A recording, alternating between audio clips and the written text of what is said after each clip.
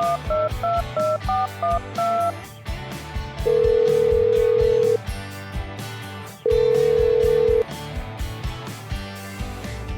everybody, this is Caller ID. We're calling about your identity, your direction, and what you're doing with your life. I'm Brandon Davis Wells. Let's dig into what we're really doing here.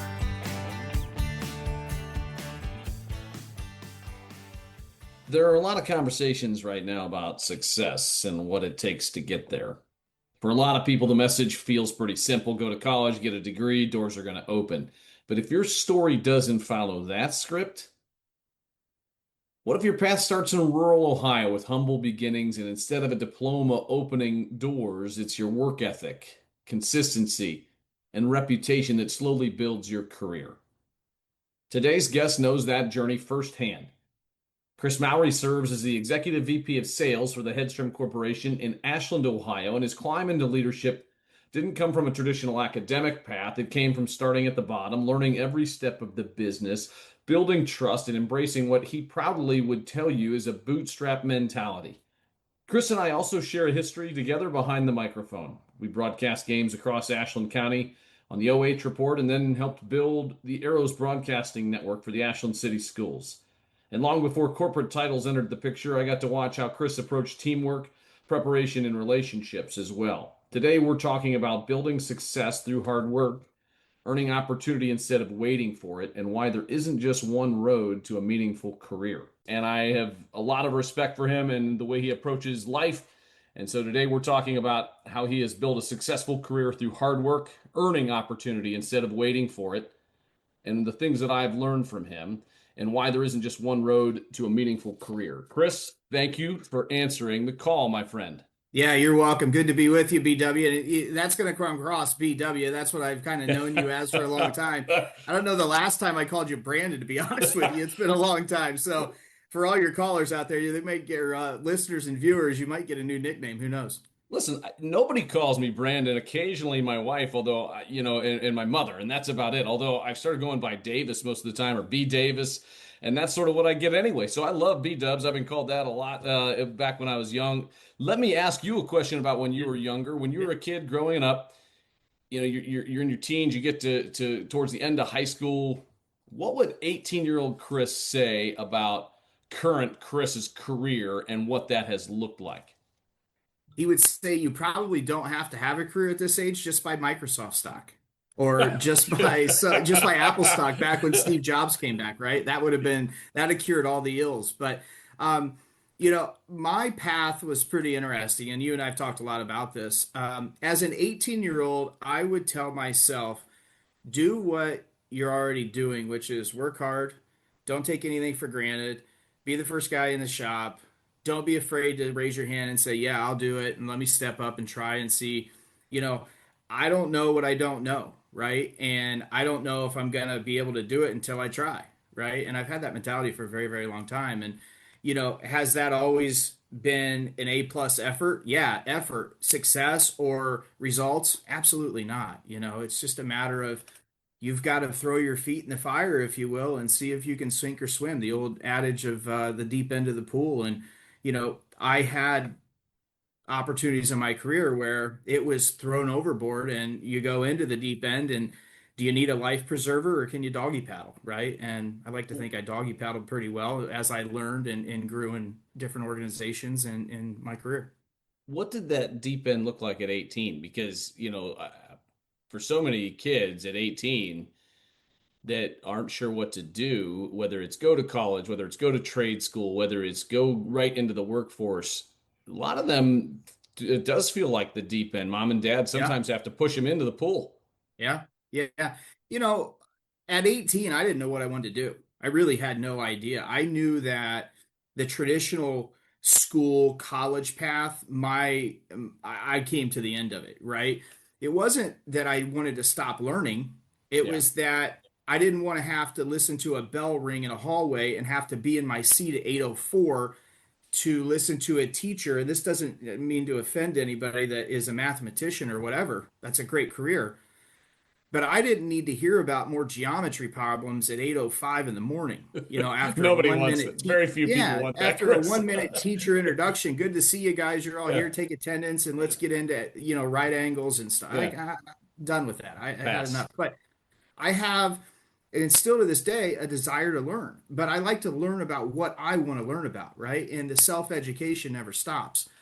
Um, so it's not about, in my view and in my experience, it's not about you got to go down this yellow brick road that's scripted and it's laid out and you've got to do this or you got to do that or you'll never get here, you'll never get to there.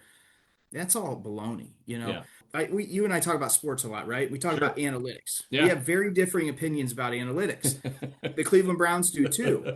Yeah, And that's I've true. told you 1,000 times, show me the analytics that can measure somebody's determination, their effort, their heart, their passion, their willingness to succeed, their drive, all those things. Then I'll be the first guy to sign up for the analytics course and say, let's follow that. But until that happens, you don't know what you're going to get when you get in a certain setting, a certain team, a certain, challenge or whatever. Yeah, there's no Madden rating for that, right? There's no No. number. There's no number for that. And if there was, and boy, I think back to even just playing high school ball, basketball, baseball, not the most talented guy myself, but the effort and the ability to rise above would have been off the Yeah. charts. And those are the things that I always look for when I was looking for employees too. So when I was hiring a staff or when I was a head coach and looking for assistant coaches, it wasn't necessarily skill set, right? It was more how do I think they're going to fit? Number one. Mhm. Number two, how hard are they going to work at this? Can they learn? Are they a learner? They don't. Like you talked about always being, you've been a lifelong learner, and that's been part of it. When you were 18, though, what was the first couple things you learned in your career that you were like, okay, what started guiding you and directing you towards certain things? Because I know where you are now, but Yeah. that's 25 years ago. Yeah. Well, at Plus, 18, I didn't know what I wanted to do. yeah, So, I thought I was going to go work at golf courses and be on the grounds crew. That's what I said I was going to do. One, I would be outside. Two, mowing grass and cutting holes and doing yeah, all these things that I think is just awesome. One, you're outside. it's a good Two, I gig. love golf. And I thought that'd be a great career path. Well, that didn't happen. Honest story. The day before the classes started, I just like that old 804 ring of the bell geometry class thing came back up and I'm like, I'm not doing this. I'm not going. So So you were going to do like anyway, turf management and that yeah, kind of yeah, stuff? yeah. Over at ATI in Uh-huh. Worcester, branch of Ohio State. That's what I was going to do. Didn't happen. So then I'm like, well, I don't know what the hell I'm going to do. I need a job, right? Right. So then I went to a guy named Marty Fox who owned a Kirby dealership Mm, here in Ashland. I don't know. I'll try to sell sweepers, Kirby sweepers. yeah. And for anybody out there that doesn't know a Kirby sweeper, it's about 2 grand. And, they give you these leads, and Oh yeah. I'm like, okay, I'll try the. And I'm like, this is ridiculous. This is just not for me going to It's some somebody's house at it's some heavy eight, pressure. Heavy yeah, pressure like too. Oh yeah. 8:30 at night and demoing a sweeper. Like, I want to be there as least as these people want me in their house. So it wasn't very long that I realized that wasn't going to work. I've always known, and he's turned out to be one of my mentors, Marty Myers, who owned a company called Landau Publishing. He and his brother-in-law, Jim Landau, owned that. And he always said, hey, man, come sell on the phone or, whatever, try it. And I'm like, no, no. So I didn't have any other options, right? I was just looking around. And I'm like, well, what the heck? So I went in there, and this is, for all us old people, used to fill out by hand, an application and all these things. And it got to the area of like your experience. And I'm like, I don't have any experience. Right. So then they gave me an aptitude test, but almost like a test to see where you'd fit. Would you be an ops guy, or would you be a sales guy, or would you be an accountant? All these questions That's and pretty whatnot. ahead of the time for 30 Yeah, years ago, right? yeah, yeah, a long time ago. This was 1998. And so I took that test and they called me back and said, can you come in? Sure. And I scored higher on that test than anybody who had ever taken it for sales. Wow. And I'm like, okay, well, all right, I'll do it. So they put me on a telephone And I didn't know anything other than, how to dial the phone. My first sale was to a little shop in Loudonville, Ohio for $26.40. What's the No joke. commission? What's the commission on $26.41? Irrelevant. It's irrelevant. You can't even take it to the bank. So it was a case Be a of gumball. puzzles. Yeah, Yeah. a 24-pack case of puzzles at $1.10. Still Okay. remember that to this day. Yeah.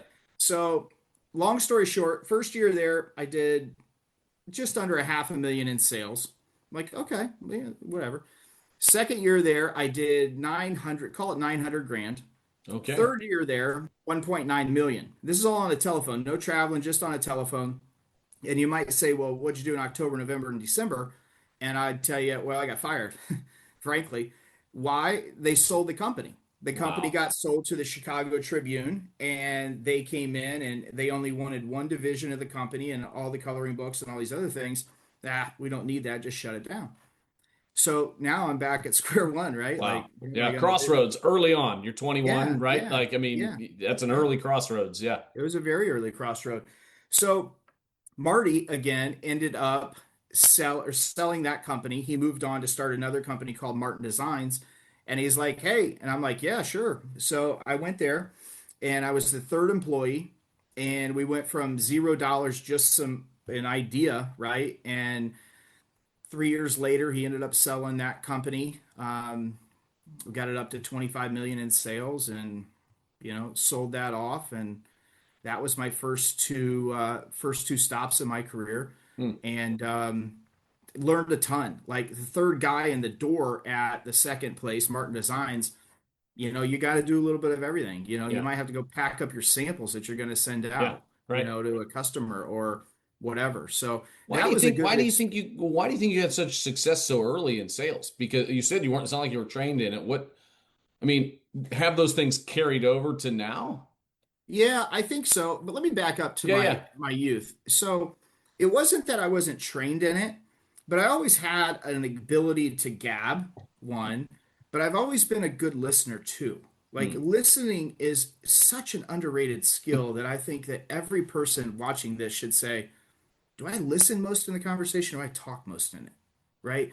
And from my perspective, doing what I do every day, you'd better find out what the buyer needs or the retailer needs or whatever and listen. And then it's kind of your time to see if you can figure it out.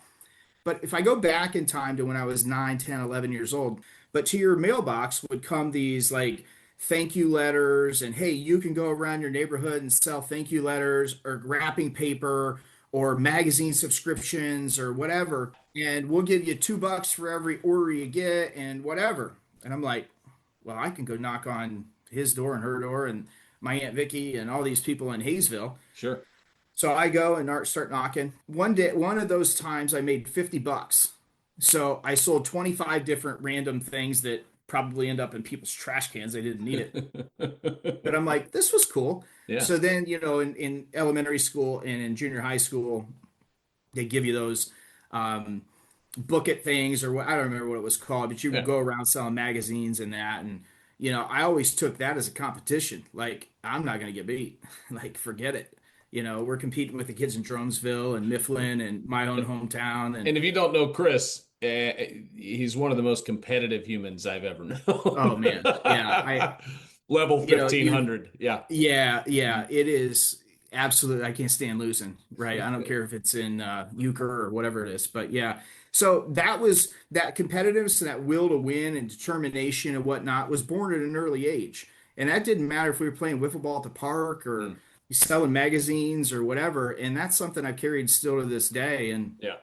I would say that was kind of my start of where I've ended up and kind of the navigation of the road that I've had Hmm. is dating back to those days in Hayesville, knocking on people's doors and it just kind of carried from there. And I learned a lot from that experience. And, you learn no early, right? A lot of people said, yeah, because they knew I was Brad and Priscilla's son and they've known me forever. But still, some of those people are like, no, I don't need Yeah. any of that stuff. Chris, get out of here. Yeah. And okay, well, how do you deal with no? You got 30 more steps to go till the next house.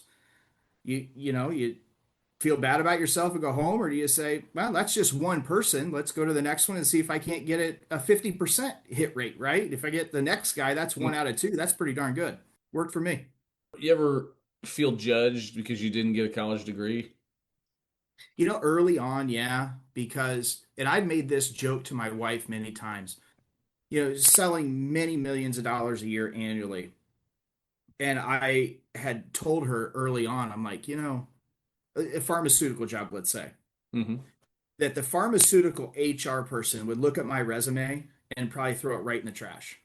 Even though all the success that I've had and all the different things I've been involved in and Yeah. the different scenarios and situations and blah, blah, blah, that the kid coming out of college, the 22 or 3-year-old kid, right? Young person Yeah. would get that job before me if I was 30, 32, whatever it is. And I'm like, this is wrong. And to be honest, I used it as a chip on my shoulder. Like Yeah. it was like, like I want to, show myself, most importantly, my wife, my family, that I can succeed. Yeah. I never want to be viewed as a failure, right? And that's what a lot of the determination and whatnot has come from, is just trying to Hmm. succeed and win, frankly. But yeah, I would say early on, yeah. Now, no, whatever. It's So, fine. well, I mean, everybody has, people have an expectation quite often Yeah. that it's a requirement, right? In order to make a lot of money, in order to be successful, in order to climb a corporate ladder, that you have to have a college degree. And in many ways it helps, but it more Sure. helps with just jumping through hoops and being like checking a box and that's about it. But what do you think in some ways, other than maybe what you already explained, maybe what gave you an advantage not going to college? I think an advantage for me would be I was exposed to it early. I was exposed to the business earlier than most. And I didn't have something to fall back on to say, okay, I got, a diploma from Ohio State or whatever. If it didn't Yeah. work out at company A, then company B down the street's probably the same. Yeah. I didn't have that. The motivation was there always. Um, I guess, BW, No, that's a good answer right there. I think that's a great answer. I mean, because I think people with it tend to use it as a fallback of like, yeah, I guess I could go get a job at Walmart. I could go get like in as a manager because I have a college degree, or I like whatever the requirement is wherever you're talking. No, I think that's a good answer. How did you first get connected at Headstrom, where you're at now? yeah. So I explained it, Landau and then Martin Designs, and both those two companies were sold. Mm. And, at the end with Martin Designs, it was bought by private equity. And if anybody's ever been through private equity, I don't need to say anything else. So sorry. So Yeah. yeah, right. It is just a different set of expectations. Private equity is great if you're the guy on the other side, right? Mm. But you're the Yeah. guy working in the business, unless you've got some stellar thing that's going crazy. The expectations oftentimes, and it's saddled with debt, and it's just very, very difficult. So ironically enough, I went to a home football game, my alma mater at Hillsdale. I just went as a fan and whatever, and I ran into a gentleman named Mike Kelly, who I had worked with at Landau, and I don't know why this came out of my mouth, but it did. I said, I'm surprised you hadn't called me yet. And he goes, what are you talking about? And I said, well, to come to work to Hedstrom. And he said, well, we're not really hiring. I said, well, you're probably hiring me. And just, kind of just trying to make a joke, Yeah. whatever. Yeah. Yeah. So I ended up going in there, and then one thing led to another. And, I started, and that was in 2006. And here we are in 2026. Hmm. I had a 3-year stop at another company in 2015 to 2018 in LA called Imperial Toy, and then went back to Hedstrom in 18 and been there since. So for folks don't know what you're selling, Yeah, not that ultimately it matters in many ways, right? But what is it that you're selling that yeah, people so sure. people can know? Yeah, so it's children's toys. Yeah. And if you'd have told, I guess I should have said, if you'd have told 18-year-old Kris someday you're going to be in the children's toy business, I'd have said, what? There's no way, right? But it's kind of funny, like industries find you, or you find industries or Yeah. whatever, and then you kind of get ingrained in them. You get relationships, retailers, blah, blah, blah. We're the largest play ball manufacturer in the world. And if you don't know what a play ball is, I always explain it very simply. If you go to Walmart and you're in the toy aisle, at the end of the end cap or run or aisle, you see a big cage with Yep. big 15-inch play balls in it. That's called a play ball. That's what we do. We Oh, my kids service, made me buy so many of those when they were little, and they were great. yeah, They bring a lot of joy. So you absolutely. service, yeah, Yeah, yeah. We call it, we literally say it is the best bang for the buck in the toy industry. There's no question about that in yeah, terms of value. So, yeah, you leave it in the yard all summer, spring, whatever long, and it's yeah. still there through the winter. Maybe it needs a little bit more air, but it's probably there. If, your German Shepherd hasn't bit a hole in it, it's fine, right? Yeah. So the kid plays with it time and time again. So it's fantastic. But that's a play ball. We're, 80, 85% of the North American market. We buy all our product normally in China and, Southeast Asia in general and bring it in. And we have a couple warehouses here in the US, Yep. inflate those balls in those warehouses and then ship those out to Dollar General and Target, Walmart, Five Below, Hmm. Kroger and Publix and all those people in between too. So yeah, it's a really well-known brand. It's a very successful business and been a heck of a lot of fun. When it comes to sales, what Mhm. is it that makes you successful? Preparation. Like I always say, Bill Belichick said this some time ago, and I've kind of stolen it. It's not my quote, but That's I'm gonna okay. Hey, the repeat. I'm best gonna things are generally Yeah, stolen or yeah, borrowed. absolutely. I'm That's gonna yeah, repeat it. yeah. And you've heard me say this too before. I will not be out prepared. I may not get the business. I may not get the sale. Maybe my price is higher, or maybe my design isn't, whatever. There's 1,000 different reasons. But I promise you, when I walk in that building, I will not be out prepared. Hmm. Period. Full stop. Bike drop. Period. It will not happen. Now, what does that mean? It means I'm prepared with my presentation. I'm prepared with all of my product. I know what I'm going to say. I've played that sales call in my mind, back, forward, sideways, crooked, back and forward multiple times. Like I've anticipated what a reaction might be. I've anticipated what a rebuttal might be, and I'm prepared. And Hmm. some people might think preparation is just making sure that you cross your T's and dot your I's. And maybe for some industries that is, but for me and in my career, that hadn't been the case. It's all those things I just listed out and mentioned that that's what allows you to have success in my field, in my opinion, is making sure that the guy that is coming behind you or the guy that went in front of you, you want to be the one that they measure a successful call or a successful presentation against. So what do you think drove you towards that being the key? Is it a fear of failure? Oh yeah. Yeah, I don't want to fail. Absolutely. I've always been organized. In high school, I had a health and guidance counselor in high school. She's like, "You should go to the military." And I'm like, "Why?" She's like, "It's amazing. Like everything about you, like you are so buttoned up and you're Hmm. organized and your shirt's tucked in and your hair's done and all these things." And I'm like, well, I never really thought of that. Hindsight, I probably wish I would have went to the Oh, military, to be very honest with you. I'd have loved it. general. Yeah. The Yeah, the little I general. You've been oh, great, man. I would have loved it. I would Yeah. have absolutely loved it. You'd be Um, retired. You'd be on full pension. I was 18 years old, Chris. It wasn't where I was scared. Like, there's no way. But, Yeah. at this age and look back in my 20s and 30s, I'm like, that would have been really cool. Yeah. Um, but yeah, I think it's that. I think it goes back to then. And, through sports too, Hmm. that you've got to prepare. Yeah. And, you think about baseball, right? If you're flashing signs and you're going through them and your bunt is the belt or whatever it might be, Sure. and he misses it, Yeah. well, you just set yourself back. The guy wasn't prepared, or Yeah. you didn't prepare him.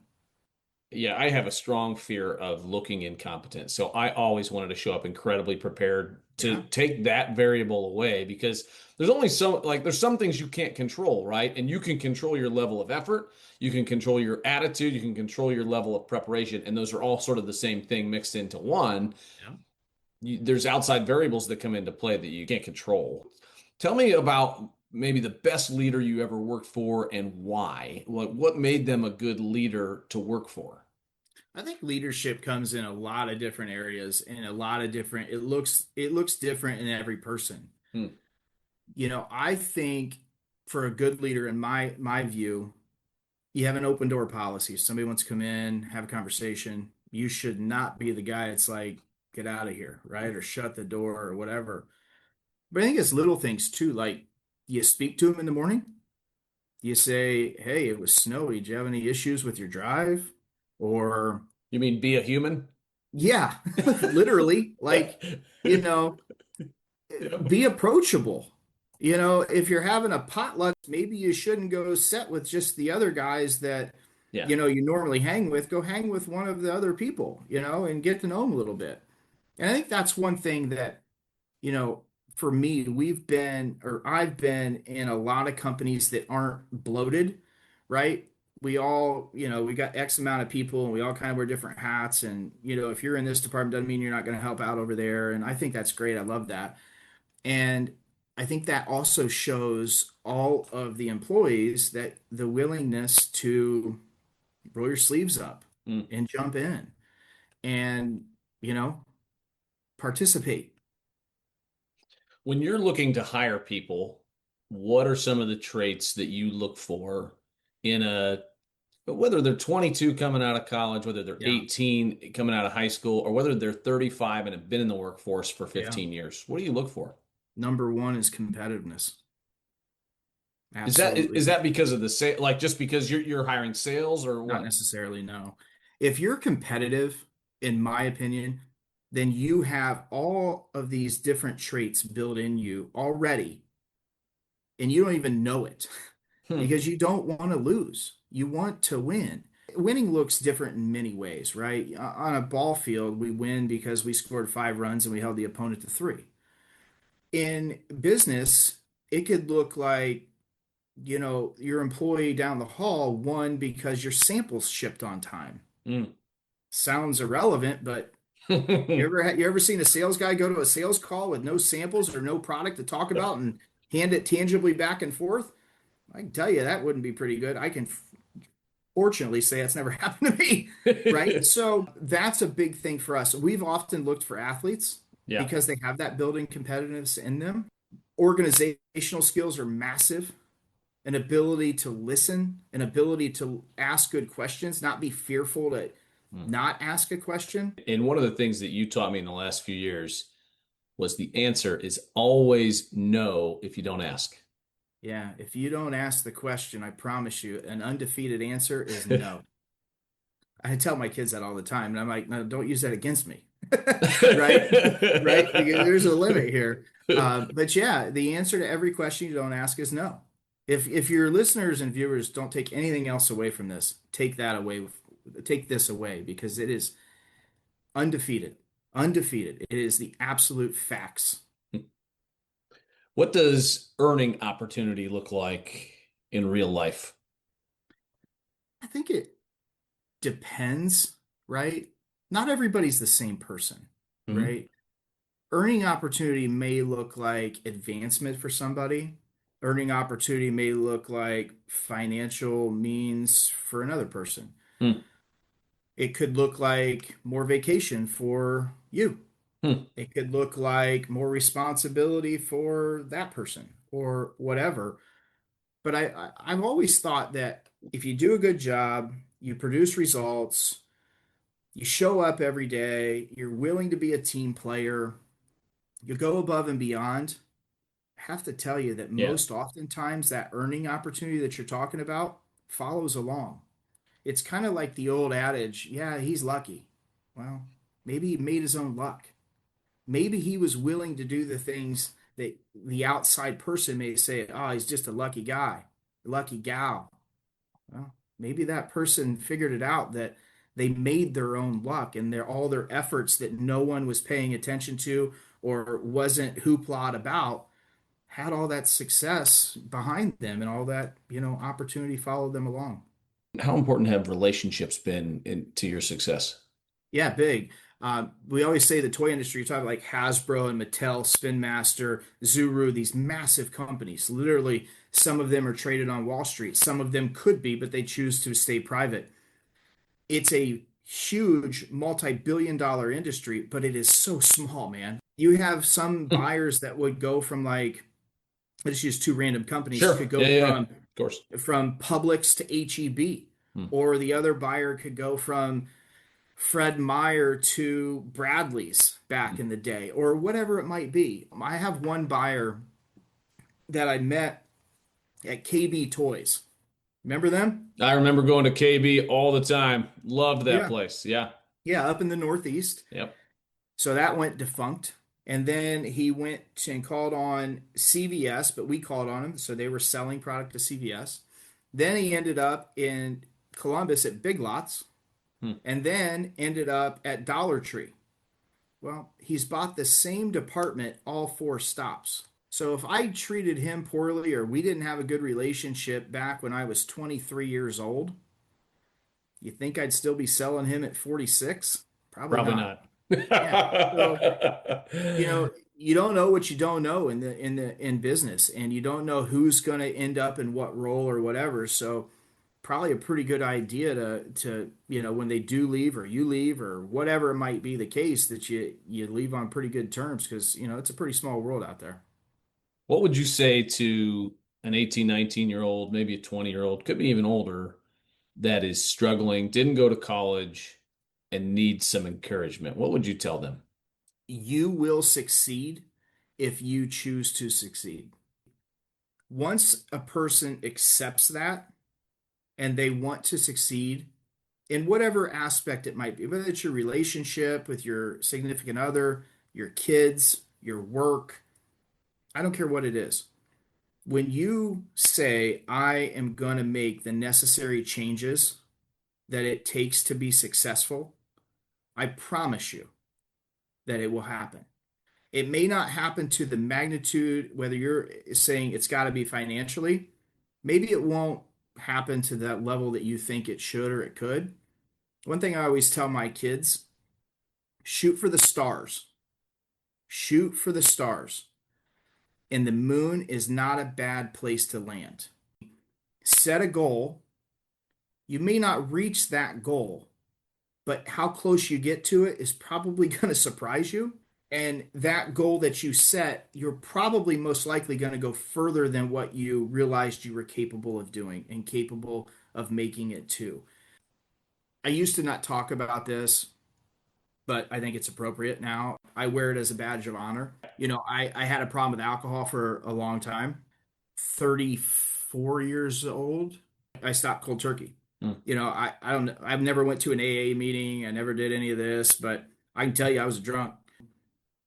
The success you were asking me about in my life, when I made that decision to stop drinking alcohol, what happened?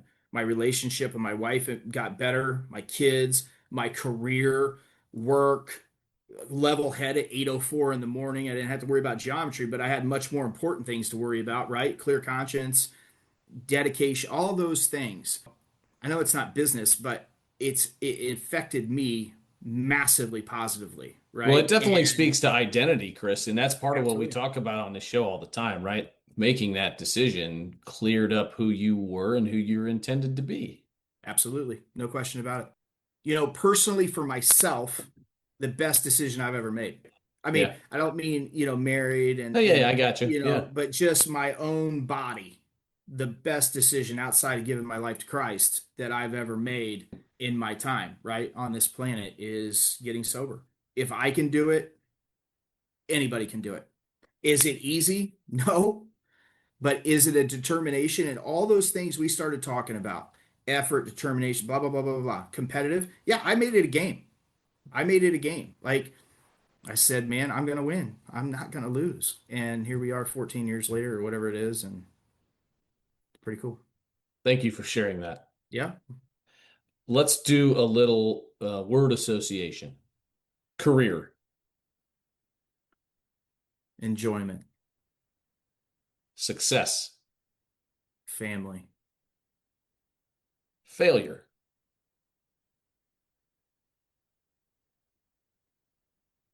Fear. Identity. Christ. Money.